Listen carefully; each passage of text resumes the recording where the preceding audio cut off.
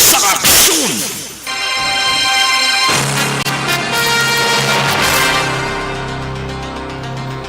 Aksyon Radyo Philippine Standard Time, alas 6:01 kagkaron sa detalye sa ngaton mga nagapanguna nga balita lokal.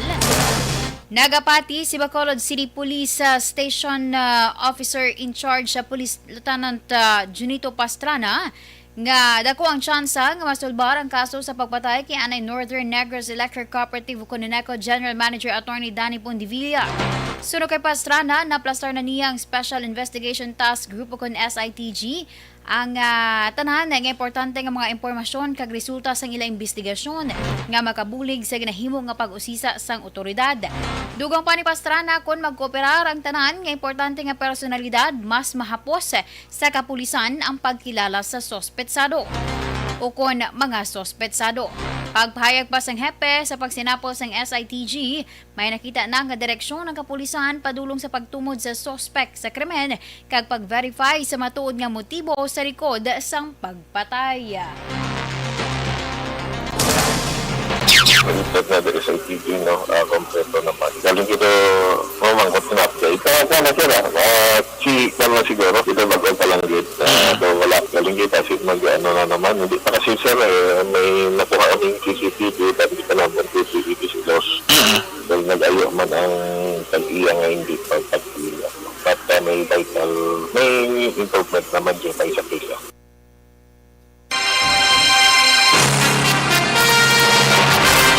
Ang kabahin sang pagpahayag sang officer in charge sa Police Station 2, Lieutenant Junito Pastrana. Sa iban nga balita lokal, ginpahayag ni Colonel Michael Samson ang acting commander sang 303rd Infantry Brigade nga iya padayunon ang maayo nga mga nahimuan ni retired Brigadier General Inocencio Pasaporte.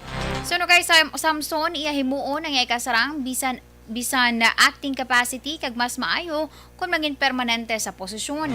Dugang pa ni Samson, maayo nga operasyon ang 303rd IB kag magapatigayon sang assessment kung ano pa ang pwede mapaayo. Nagapabilin nga bukas sa militar sa mga rebelde nga luyag magsungka kag makaupo na nga pamilya karon nga bagong tuig. Samtang nagpasalamat naman si Pasaporte sa mga negrense nga nagsuporta sa iyang liderato. Suno kay Pasaporte ang iya nalabot ang hindi lamang bangod sa nahimuan kundi bangod sa collaborative efforts sa bugos nga 303rd IB. Epektibo sa mga adlaw ang pag-umpisa man ni Samson sa bag-o niya nga posisyon. For now, we shall continue what have been started and ang nami nga mga nahimuan sang atong immediate past president commander at i-improve ka pa. Operationally, okay naman ang 303rd Brigade and we will, since this coming new year, we will assess ng taon-ta kung din pa kita mag-improve.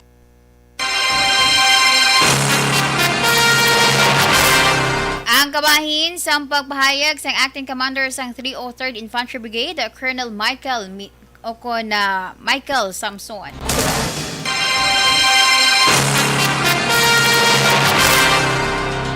Nagnubo sang 36% ang crime rate sa Region 6 sining Christmas season kung ikumparar tinalikdan nga tuig 2021. Sa datos sa Police Regional Office 6, halin Disyembre 16 tubtob 25, 510 ang total crime record sa PNP, mas manubo sa 293 kung ikumparar sa 803 na record sa umban nga inadlaw tinalikdan nga tuig. Suno kay PRO6 spokesperson na Police Major Mary Grace Socorro Borio, ang mga tikang kag efforts sang kapulisan dengan epektibo sa pagpabilin sang kalinong kagkatawhay sa palibot sang Western Visayas. Nagpasalamat man si Borio sa katapos sa media sa padayon nga pagsuporta sa mga programa sang kapulisan paagi sa lapnagon nga information dissemination campaign. Nagnubo man ang nagluntad nga 8 focus crimes ang kapin 71% nga halin sa 117 sang 2021, 33 lamang na record subong nga 2022. Bali, nagnubo kita sa crime volume from may period niya sa crime volume from December 16 to 25 total to 510 incidents, which is 36.48% lower sa last year nga 803 incidents.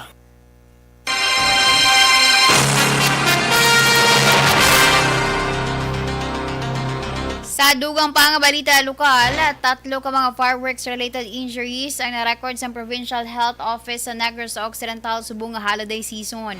Suno kay Dr. Jessica Fama, ang medical specialist ng PHO, ang mga biktima ang isa ka menor de edad, senior citizen sa syudad Sambago, kag isa pa ka menor de edad sa Banwa sang Isabela.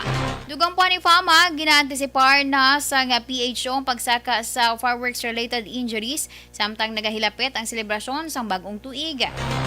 Ginpangabay naman ni Fama sa publiko nga mag-usar na lamang sa alternatibong alternative modes sa pagsaulog sa bagong tuig pareho sa musical instruments kag iban pa nga mga bagay nga matugas ang gahod.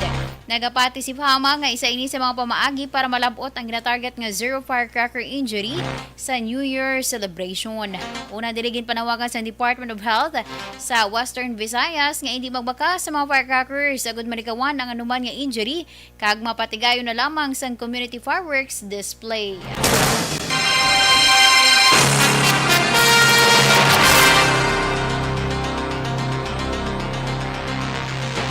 Sa dugang pa nga balita lokal, operational na ang 7 sa siyam ka mga barangay health center sa syudad sa Bacolod nga ginpunduhan sa gobyerno nasyonal. Suno kay Bacolod Congressman Greg Sataya, 7 ka health centers ang natukod na subong at 2022 sa barangay Punta Taytay, Kabog, Villamonte, Tacoling, Sabanago, Mandalagan kag Monte Vista.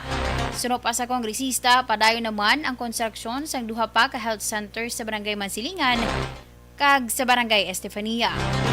Samtang ginpahayag ni Sataya nga nagapadayon pa ang konstruksyon sa Suma Public Market nga ginponduhan man sa gobyerno nasyonal. Ini ang 2 ka panalgan nga proyekto kag may parking lot sa ibabaw sang merkado.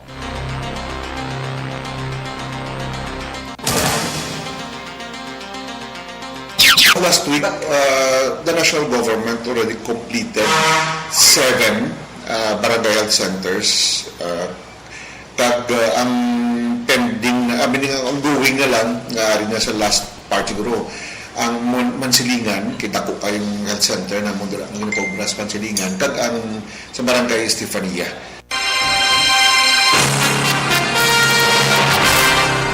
Ang kabahin sa pagpahayag ni Bacolod City Congressman Greg Sataya. Una sa balita, una sa aksyon. Action Radio Philippines. Barangay 684.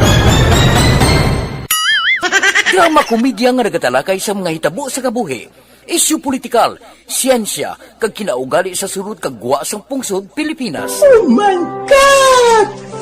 Wow! Ang mga tagpalamati, magkakadlaw sa pagbabati paagi sa kalaglawan ng mga characters kag mga eksena sa atong drama komedya nga mahimo nagakatabo sa ila kasilingan, kapitan, mayor, congressman, senador kag presidente man nga makahatag kalingawan sa matag adlaw nga tanan. Gunggong! Barinig kita sa mukha eh! Barangay!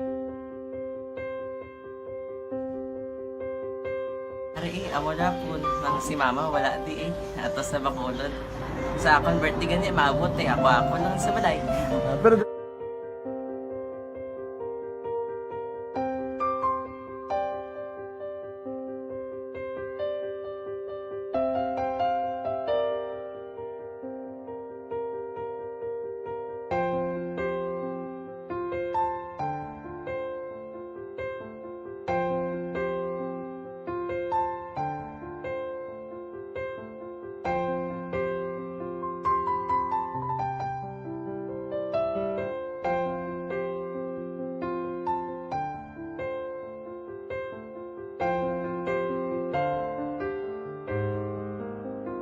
kamusta man?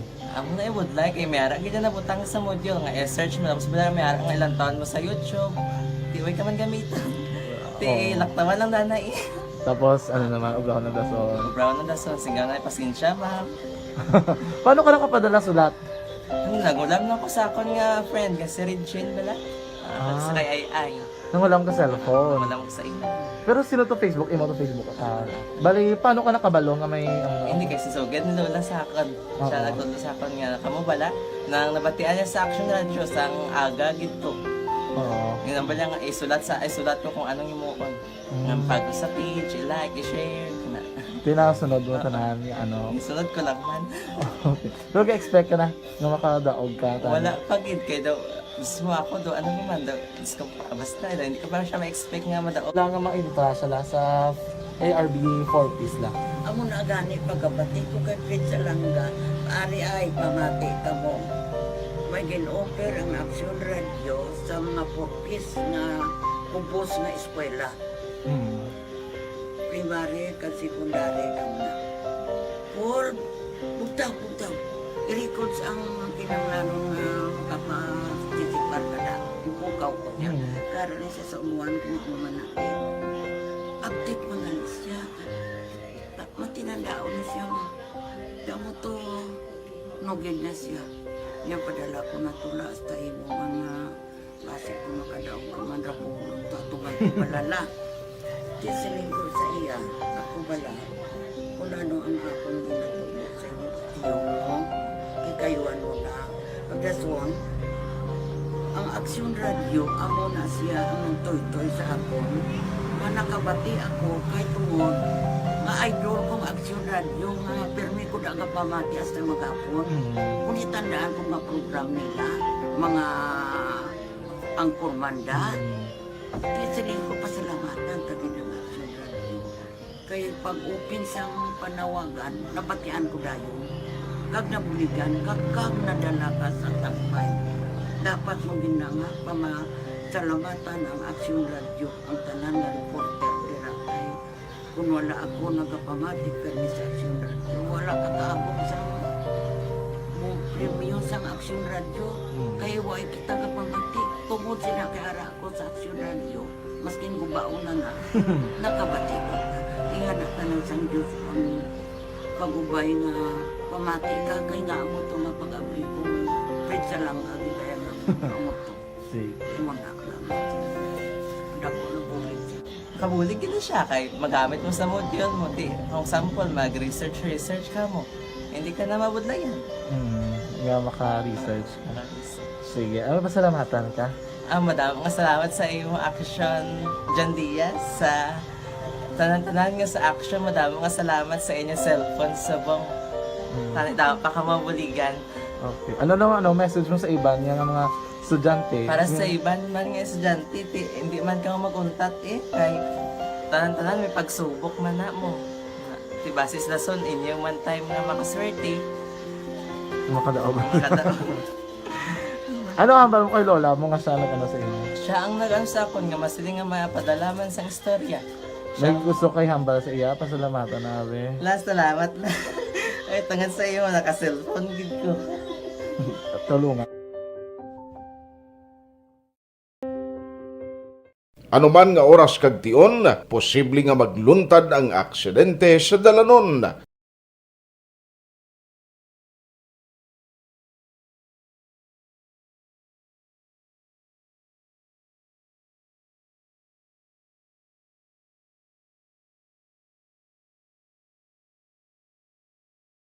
Yari ang pila ka mga road safety tips para malikawan ang vehicular accident. Regular nga i-check ang kondisyon sang imo salakyan.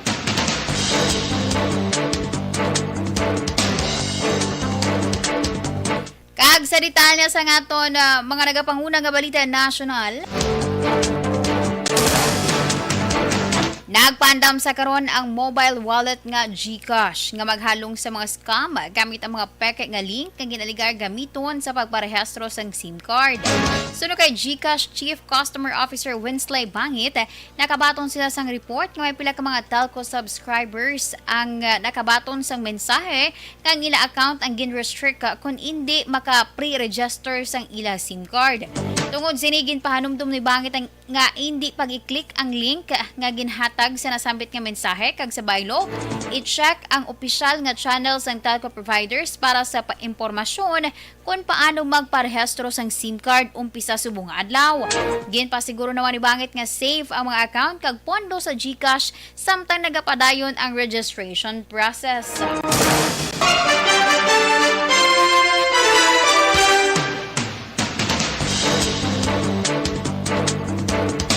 Sa iba nga balita national, ginpahayag ni Philippine Coalition of Consumers Welfare founder Ricardo Samaniego nga dako nga hangkat sa mga senior citizen kag persons with disabilities ukon PWDs ang pagparehistro sang SIM card nga mandato sang bag-o nga layi nga SIM registration law. Suno kay Samaniego, apisar nga naga-isa ang tanan nga telecommunications company angod sa pagparehistro sang SIM cards apang kun basihan ang natabo sa national ID registration, wala man sang kinalain ang natabo. Ginehemplo pa ni Samaniego ang iya pagparehistro sa national ID sang Hulyo tuig 2019 hagsang nakuha niya bulan na sang Oktubre tuig 2022. Sa piyak sa mga ginapaabot ng mga issue, ginpasiguro naman sa mga telecommunications company nga magabulig sa mga subscribers sa pagparehistro sang SIM card.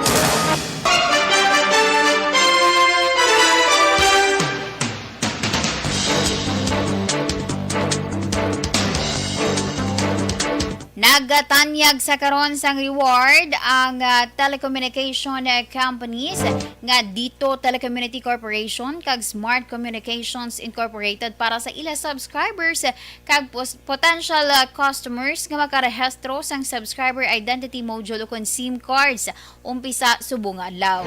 Sa advisory ginpahayag sang Dito nga ang subscriber nga makakumpleto rehistro sang SIM card makabaton sang 2 GB bonus data. Kag sa separado man nga advisory, nagtanyag man sang libre nga 3 GB data ang Smart para sa prepaid kag TNT subscribers. Ginpahayag sang dalagko nga mga telecommunication firms nga naghanda sila sa implementasyon sang SIM Card Registration Act apang ginapaabot ang pila ka mga problema sa pagpatuman sini. Ang tanan nga prepaid kag postpaid users paghatagan sang 180 ka adlaw o kun 6 ka bulan halin sa nag-epektibo ang lagi agud magparehistro sang SIM cards.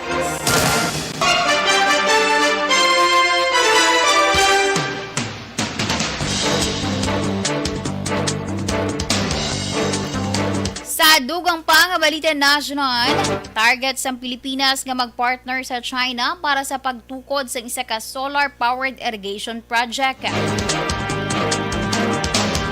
Suno kay Agriculture Assistant Secretary Arnald de Mesa, ginaplansya pa sa ahensya ang iban pa nga impormasyon may angod sa proyekto nga tukuron paagi sa government-to-government project scheme. Dugang pa ni de Mesa nga mayara na sang development sa proyekto, kadungan sang request sang pungsod para sa potential collaboration sa China sa mga nakaligad nga bulan. Nagtukod man sang grupo nga magatutok sa graduso nga solar-powered irrigation system.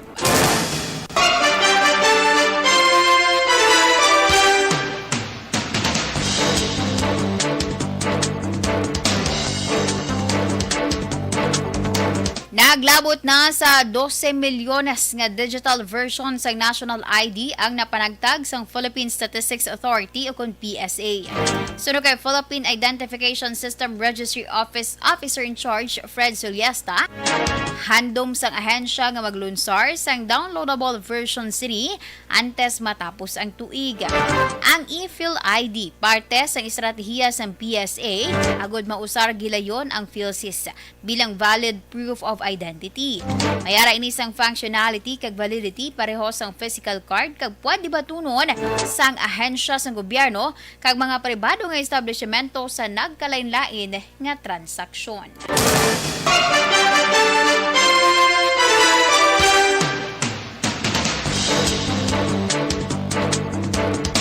Nagsaka na sa 59.82 million pesos ang balor sang halit sa agrikultura nga gindulot sang lapnagon nga pagbaha sa Visayas, Mindanao kag pila ka parte sa Southern Luzon sa atong adlaw sang Pasko.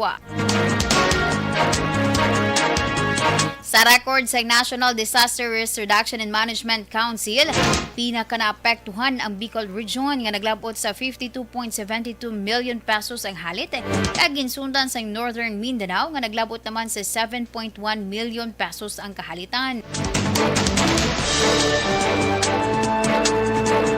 Magluwas diri nagsaka sa 1966 ang mga mangunguma kag mga mangingisda nga naapektuhan sang pagbaha. Samtang nagsaka naman sa 14.58 million pesos ang halit sa infrastruktura kag nagsaka sa 13 ang ginreport nga napatay.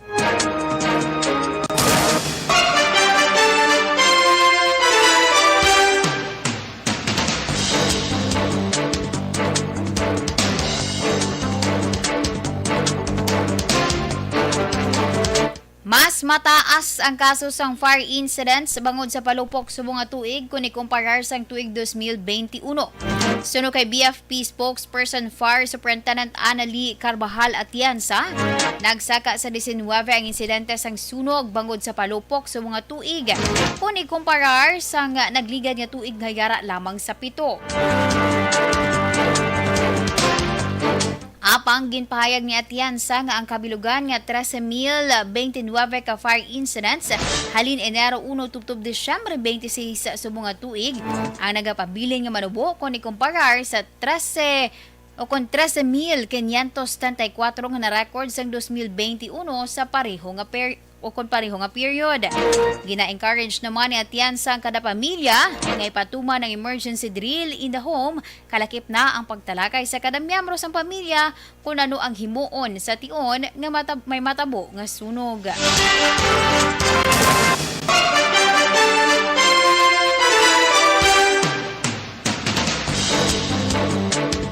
Ginanunsyo sa Malacanang nga naglabot na sa 19.65 billion pesos ang ginusar nga kantidad sa Department of Health para ihatag sa mga benepisyo sa mga healthcare workers. Ginpresentar nga accomplishment report sa DOH halin Hulyo tubtob bulan sa Disyembre, kalakip sa benepisyo amo ang active hazard pay sa mga healthcare workers. Ginreport man sang DOH ang probisyon sang 1 COVID allowance ukon health emergency allowance sang 1,624,045 ka healthcare workers kag special risk allowance sa 73,711 ka workers. Una ginpahayag ni Presidente Ferdinand Marcos Jr. nga bukas ang opisina sang presidente sa dialogo agud matalakay ang mga concerns ng nurses kag iban pa nga healthcare workers. Nagapati ang presidente nga kulang ang benepisyo nga ginhatag sa mga nurses, ilabi na kung ikonsiderar ang ilang serbisyo kag sakripisyo agud masiguro ang ikayong lawas sang publiko.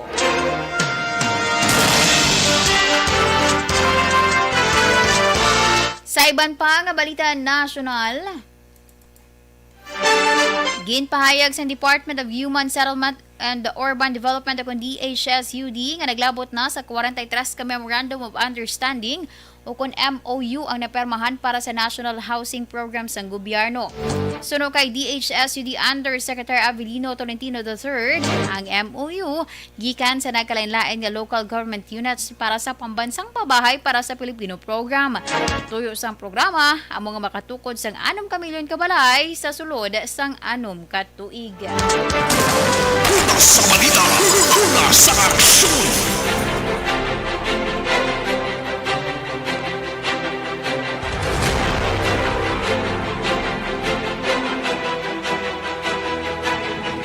Aksyon Radio Philippine Standard Time, alas 6:25. Inyo ginpamatian ang kabugusay nga detalye sa aton mga natipon nga mga balita. Diri lamang sa Aksyon Balita Evening Edition, karong adlaw Martes, Disyembre 27, 2022. Sa liwat ang inyong balita, Aksyon and Defensor Lisay. Una sa balita, una sa Aksyon, sa Bacolod, Aksyon Radio. Aksyon Radio!